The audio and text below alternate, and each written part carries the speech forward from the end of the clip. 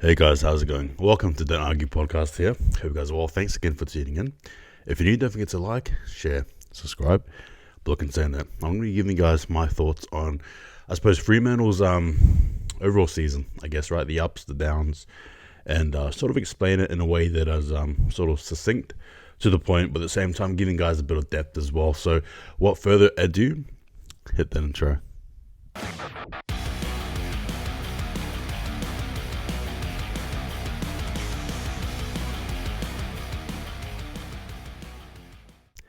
All right, guys, here we go. Right, we all know Fremantle, Flagmantle, however you want to sort of pronounce it, want to say it. This season, this year, I think a lot of us, how do I say this? I don't think a lot of us saw the success we were going to have this year. I honestly believe that. I think sort of some of us were probably saying, yeah, we'll probably be, 8th, maybe, 9th, perhaps. But to be right in the thick of it until the very last round, round 23, I think nobody saw it coming, falling just short of making the top 4. This season for mine obviously had a lot of ups, and I suppose as the postseason sort of is here now, a lot of weird rounds, I suppose, roundabouts and turns and all that jazz there. I think for mine though, Fremantle can be very proud overall. As a team, and I suppose as us as fans, we can be very proud of how we have played. Granted, a few missed opportunities, absolutely, but I suppose that's just a game of football. Look no further than the Swans last afternoon against the Cats there. So what I'm going to be doing is going through Fremantle stats and then just giving you guys my thoughts from there. Yeah, let's get into it. So Fremantle played 22 games. We had 62 points. We had a 117% percentage. We had 15 wins, 6 losses, as well as 1 draw. Points for was 1,739, and the points against was 1,486. In the grand schemes of things, though, defensively we're one of the better teams, I think.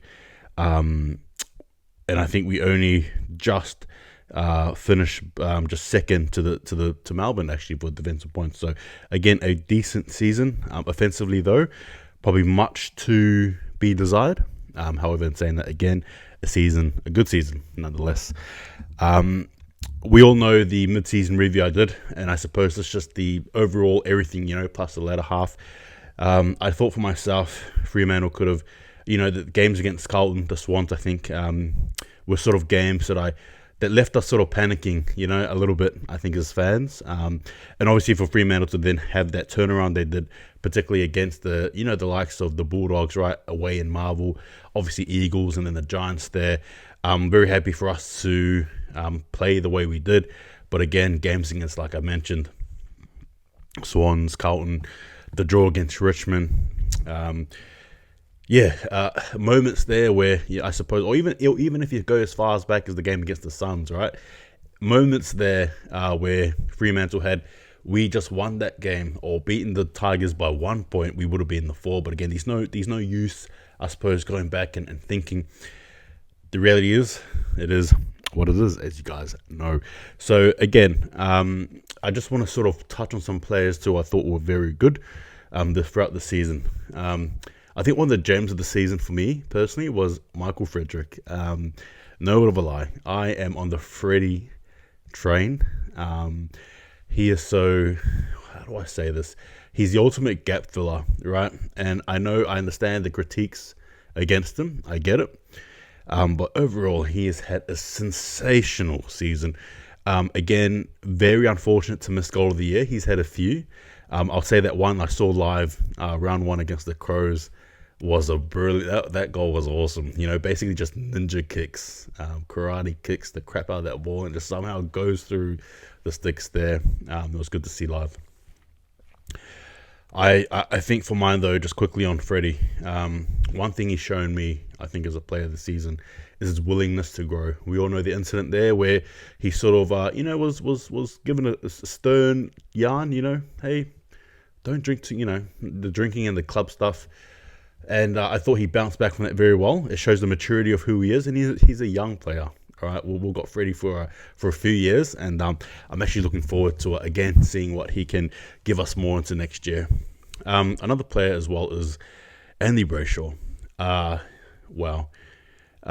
leaps and bounds he's shown this year for, again, a player of such a young age leaves me salivating for more. There's no other way to describe it. Disposals, kicks, just overall pressure. He has been sensational for this team, for Fremantle. He has given us an early look into the future, I suppose, for this club here, this proud club. And he's given us a bit of an early, I suppose, look into what may happen regarding the leadership. And by that, I mean captaincy of this club. He's been sensational. And obviously, I think for mine, was he unlucky to miss out on the Brownlow? Well, look, not to throw jabs, but look, Cripps got it, debatable, to be fair, particularly the suspension context. But I think for mine, it was a good, valuable lesson for Brayshaw in the sense that he should know now he's up there, right? He should know now he's up there. I think for mine as well, just quickly on Brayshaw, he will be there again. I reckon the next 2 to 3 years of his, right? In terms of Brownlow, he will get one next 2 to 3 years, no doubt about it. Just what a sensational player. There's nothing else to say there. Another player too, Caleb Sarong. If being a Docker was ever, based on one player, especially emerging talent, it would have to be Sarong. He has to be the next, much like similar to Brayshaw. He has to be the next leader, I suppose, or the next front runner for Freo. I don't know, captain as well, I suppose. He is the. How do I say this without again trying to give him too much praise? But I can't help it. He is just so good. He's the best. The first in the brawl, the last to leave the brawl. Right. Doesn't matter who's in front of him. He'll tackle whoever he has to tackle. He'll, the disposal game, the pressure game, the kicking game. I think for mine, the pressure that he adds, he is such a valuable player. And again, when the chips are on the floor, when things are really tough, you just watch him grow into something else. I do see him. He's a valuable asset to this team. I really, really enjoy watching Sarong play. And he's someone else who's taken a huge leap. And I suppose next year, much like Brayshaw, I expect these two to be the front runners for leadership in this team. And again, Sarong, Sarong, you know what I mean. Come on. Look at me, I'm smiling. He's such a good player. Another player for mine as well, quickly, is Hayden Young. I thought Hayden Young, his first real season where he's, been injury-free, so to speak, right? He's been able to be a bit more flexible as a player and show us his craft. And oh boy, is he! He's a good defender. All right. We need to remember as well with Young. He hasn't had a long, string of games like Sarong has had. He's had a few injuries in between. So for him to come back and just fit right in, slot right in, is a testament to who he is. I love his kicking game, his defensive game. I love when these are break, right? When there's counter-attack, and he just has that big, beautiful left boot, bang, straight down the middle from one end to the other. It's good to see. But overall, I again with him, he's definitely a defensive juggernaut, and I see him being a big part of Fremantle's future for sure, absolutely. And I suppose with that being said, I also we can't leave the elephant in the room. That's David Mundy. Now look, I'm going to give you guys a sweet story as well as a harsh reality. Right, the sweet story is he's a veteran. He is arguably the best player Fremantle's ever had. In terms of longevity, probably will ever have, ever, possibly. His leadership, his experience, just the way he used to or has just, pushed the boys when things have gone hard. He will be missed, severely missed. Do I think he wanted to go early? I don't know. I don't know. What happens to the, young buck and Old Bull podcast, I'm not sure. Maybe I can, volunteer. But But no, in all seriousness, though, what a massive loss. Reality is what a massive loss. Now, in saying that, though, I wish Mundy nothing but the best. I hope he's still involved in the club in some form and or capacity. And I hope so. I'm hoping that's what's happening right now as we speak. They organise his contract to stay with us again in the bloody, locker room side of things. But the harsh reality, Fremantle would doubt another massive blow, unfortunately, another massive burden to carry when we couldn't quite get the job done with him. Obviously, once he announced his retirement this year, it was basically doing it for Dave, and ultimately, much like Pavlich, we didn't do it, right? It sucks, and that's the harsh reality, right? That's the harsh reality.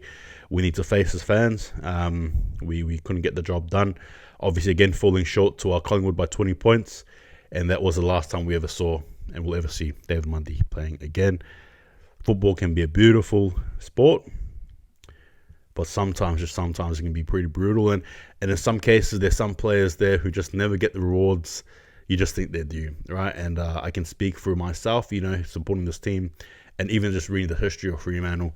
There's been a few players that stick out like sore thumbs, you know what I mean? That should have had that swan song send off, and didn't, right? And now we have one player left, I suppose, who deserves one, and that's Nat Fyfe. And time is ticking, but at the same time, rest assured, be positive, and be clear of mind in the fact that it's not over yet, and we still have our chance, and we can push for it, right? We absolutely can. Now, again, those are my thoughts on those players there overall. Obviously, again, honourable mentions, I think, to Alex Pearce. I would even say, perhaps Rory Lobb in patches, but obviously, again, he wants to go, so it is what it is. Honourable mentions as well. I think, Luke Ryan, I think in particular was superb. I reckon I could even throw in one as well for Bailey Banfield. I thought was good. Sean